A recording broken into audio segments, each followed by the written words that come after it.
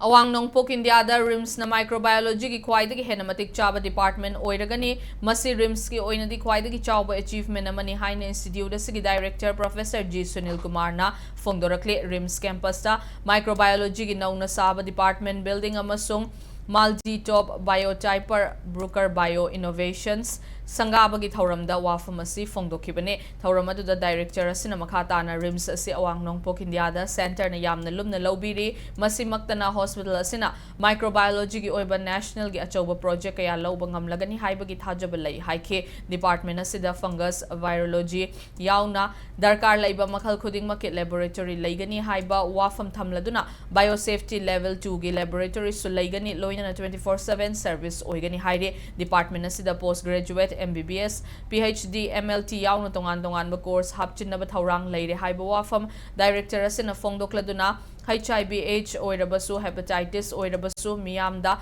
lemna laing bagi khudong chaba laihanduna state asigi miyamda kanaba piba ngamlagani haike.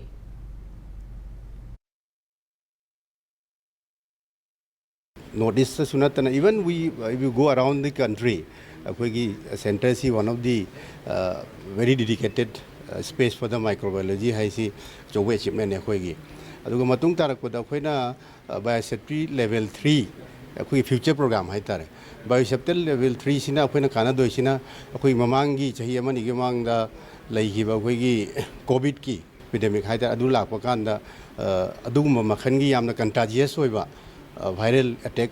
hai tare ko adugumba sigi specific biosafety level highest level gumada tawnaba khoigi project thamjai yam thuna thamgare na khanjai